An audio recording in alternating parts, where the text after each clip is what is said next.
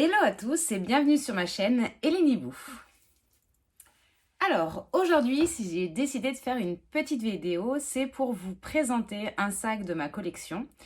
Je vous ai déjà montré très rapidement il y a quelques mois de ça, il y a même un peu plus d'un an ou un peu, enfin l'année dernière. C'est un sac que j'ai eu en cadeau d'anniversaire pour mes 40 ans par mes parents. Et j'avais fait une petite vidéo où je le présentais, mais vraiment très rapide, parce qu'il y avait d'autres sacs. Et là, j'ai décidé de faire une vidéo pour refaire une petite présentation et surtout un retour de mon expérience sur ce sac-là, puisque je l'utilise assez régulièrement. Alors comme j'ai d'autres sacs, c'est pas mon sac au quotidien, mais il revient souvent avec mes tenues, puisque je le trouve pratique, beau et comment dire, pas fragile du tout, vraiment d'excellente qualité. Je ne vais pas vous faire patienter plus longtemps et je vais tout de suite vous présenter ce sac-là. Comme vous avez pu voir dans le titre, c'est le sac de chez Lancel et c'est le modèle Ninon qui se présente comme ça. C'est un sac tout d'abord d'une excellente qualité puisqu'il est en cuir grainé, mais un cuir assez dur, donc je le trouve extrêmement résistant. J'ai eu une petite mésaventure un mois après l'avoir eu, donc je l'ai eu au mois de fin juin.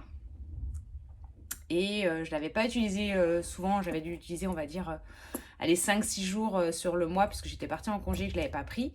Et j'ai eu un petit souci, si je vous retrouve des photos, je vous ferai un petit close-up juste ici pour que vous puissiez voir ce qui s'était passé. Mais en gros, cette partie-là, donc de la... Alors attendez, le côté métal ici, là où la bandoulière se place, c'était décroché. Donc je suis retournée, enfin je suis pas retournée, je suis allée dans la boutique Lancel qui est à côté de mon travail à Marseille. C'est pas là où ma mère l'avait acheté, elle l'avait acheté en région parisienne. Et je leur ai expliqué le problème. Et à la vue de mon sac, elles m'ont accordé un échange standard d'un nouveau sac. Alors que normalement, il aurait fallu, vu qu'il avait plus d'un mois, le faire retourner en SAV, d'attendre les réparations, etc. Et que j'aurais récupéré ce sac-là. Sauf que au vu qu'il était neuf, elle me l'a échangé directement en boutique. Donc voilà, mis à part ça, je pense que c'était un petit défaut de fabrication. Les vendeuses, nickel. Donc rien à redire pour ça. Et depuis un petit peu plus d'un an que j'utilise, il n'a pas bougé. Et pourtant, j'utilise un petit peu cette petite anse. Je ne l'utilise pas comme portage, mais quand je suis dans ma voiture, par exemple, d'attraper le sac par là et sans être forcément hyper délicate. Et ça n'a pas bougé. Je l'utilise, donc forcément, il est déjà blindé. Mais je vais vous montrer comment il se présente tout d'abord comme ça. Donc il faut savoir que ça c'est le modèle, donc le Ninon c'est le médium, puisqu'il existe en mini ou nano, je ne sais plus. Je vous mettrai ici les photos. En médium et en large. Alors le large je le trouve un petit peu trop imposant et puis je trouve que sa capacité est suffisante pour tout ce que j'ai à y mettre dedans. Donc il s'ouvre comme ça. Donc vous allez voir, vous mettez ici le petit, je sais pas comment ça s'appelle, vous le glissez comme ça et là il bouge plus et voilà. On revient à la présentation du sac extérieur. Donc vous avez ici une petite poche plaquée qui est suffisamment grande pour y caler son téléphone portable et pour ne pas déformer, je trouve, le cuir. Parce que sur certains sacs, je trouve que la poche plaquée extérieure, dos au sac, est tellement compressée que lorsqu'on y glisse quelque chose, peu importe que ce soit porte-carte ou téléphone, ça déforme le sac et je trouve que c'est dommage parce que quand on a un joli sac, moi je trouve que on n'a pas envie de le déformer par quoi que ce soit. Donc là pour le coup, celui-ci, mon portable rentre, j'ai accès très facilement, ça ne bloque pas, j'ai pas du mal à le rentrer. Et en plus de ça, ça n'abîme pas du tout, vous voyez, puisque je le mets tout le temps, il n'est pas du tout abîmé. Ensuite, à l'extérieur, donc de ce côté-là, vous avez ici le petit logo Lancel Paris. Ça, vous pouvez l'interchanger puisqu'il y en a en boutique, ça peut se vendre seul. Donc, il y a différentes matières, différentes couleurs. Et ça coûte, je crois, de souvenir dans les 150 €. Mais pareil, je vous ferai une petite, je vous mettrai ici ce renseignement-là pour que vous puissiez voir les prix. Et après, c'est en fonction aussi, ça varie en fonction de la matière et si c'est bimatière ou bicolore. Enfin bon, Donc ça peut s'enlever en décrochant ici. Donc on peut même l'enlever complètement. Mais perso, je trouve que ça enlève un peu du charme du sac, donc je ne le touche pas. Voilà. Ensuite, donc comme je vous disais, hop, on enlève le rabat. Et vous avez ici une petite fermeture zipette qui va jusqu'ici, où là on a une petite accroche. Je voudrais pas, je l'enlève jamais, donc voilà, qui se ferme ici. Il y en a qui le laissent comme ça, moi je trouve pas ça joli. J'ai un peu des tocs sur les sacs à main. Donc, et ici on a une poche. Donc là, comme vous voyez, là ça s'étend bien ici. Ce qui fait c'est qu'il y a de la place.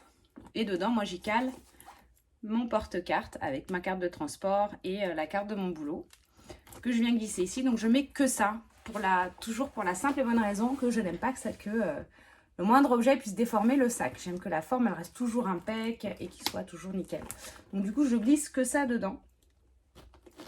Ensuite, à l'intérieur, alors le problème c'est qu'il est blindé. Donc comment faire? Je réfléchis. Alors, pendant la réflexion, j'ai vidé mon sac pour que vous puissiez voir l'intérieur correctement sans être gêné par le contenu de mon sac actuel. Donc, intérieur rouge qui est la marque de fabrique de chez Lancel. Hein. C'est ce rouge qui ressemble un peu au rouge de Louboutin d'ailleurs. Bon, petit aparté comme ça. Donc, l'intérieur est très spacieux. Et vu que le sac est rigide, on retrouve tout dedans. Ça va être compliqué à expliquer, hein. J'ai pas forcément les mots, je suis désolée. Mais pour le coup, vu qu'il est assez rigide, bah, on peut écaser énormément de choses. Et il est suffisant pour vraiment tout mettre. Je vais vous montrer ce que je mets dedans, mais c'est ce que je mets exactement dans tous mes sacs. Puisque je change régulièrement de sac, du coup, j'ai toujours la même chose. En fonction de la taille, ça bouge pas. C'est toujours la même chose et tout rentre. Donc là, vous avez une petite poche zippée plaquée. Et si vous avez la même chose mais sans zipette. Et après bah, la grande poche centrale où je mets toutes les choses les plus rapidement disponibles. Donc moi j'y case dedans. Ça c'est une petite pochette où je mets permis de conduire, assurance, carte d'identité, enfin tous les papiers essentiels qui ne rentrent pas dans mon petit porte-monnaie. Et là pour le coup je les case ici. Dans cette poche là, donc ça rentre nickel. Là je vous ai montré tout à l'heure, j'ai mis mon porte-carte. Ensuite, ça c'est ma petite trousse. Je vais pas vous faire tout un déballage parce que je l'avais déjà fait dans une précédente vidéo comme je vous disais. J'y case donc tous mes petits essentiels, ma petite trousse de survie où il y a, je sais pas, par exemple un stylo, une serviette hygiénique, un petit miroir, mon câble de Makobo, enfin voilà, tous les petits trucs qu'on a toutes besoin dans un sac, que je case comme ça, J'ai mon petit porte-monnaie Zippy de chez Louis Vuitton, que je case, un chouchou, clé de voiture, un petit rouge à lèvres que j'ai oublié de mettre aujourd'hui, de chez Action, qui est top, top, top, mes AirPods, et mes clés de maison, et puis c'est tout. Et tout rentre dedans. Le sac n'est pas trop lourd. Donc, tout ça pour vous dire que pour moi, c'est l'un des sacs les plus pratiques de ma collection. Et pas que pratiques, parce que j'en ai d'autres qui sont très pratiques, mais qui ont un rendu qui passe avec toutes les tenues. Que je sois habillée un petit peu plus sport, un peu plus jean, un peu plus classe, il passe avec tout, du fait de sa bandoulière mi-chaîne, mi-cuir, qu'on peut porter donc à l'épaule en crossbody ou en doublé directement à l'épaule comme ça. Vous voyez, très pratique. Je vous montrer également comme ça. Ok, on va pas forcément voir, mais vous voyez, il tombe à une bonne longueur. Donc ça c'est nickel. Et puis en bandoulière qui laisse les mains encore plus libres. Et regardez, il tombe nickel au niveau de l'endroit où il tombe quoi, et je tape pas dedans ou quoi. Donc pour le coup vraiment pratique. Je le trouve résistant, c'est-à-dire que j'ai déjà eu quelques petits chocs, ça n'a pas bougé, donc le cuir il est nickel. Comme je dis, contenance parfaite, la forme parfaite qui donne un rendu classe mais pas trop, un peu rock. Enfin, voilà, je pense que ce sac-là, c'est vraiment le bon compromis pour un sac dans cette gamme de prix-là, puisque je crois qu'il est... il y a un an de ça, il était un poil moins cher. Je crois qu'il a pris 10 ou 20 € de plus. Je vous mets le prix ici du sac, donc de ce modèle-là exact. Donc il a un peu augmenté, mais pour des sacs premium, puisque c'est pas vraiment considéré comme du luxe, même si, franchement, vu la qualité définition, pour moi, je le classerais dans du luxe. Mais bon, c'est vraiment pour moi, je trouve que avec un an, un peu plus d'un an où je m'en sers, je trouve que c'est l'un de mes sacs les plus... ouais, il fait vraiment partie des top 3 de mes sacs. Et je ne m'en lasse pas.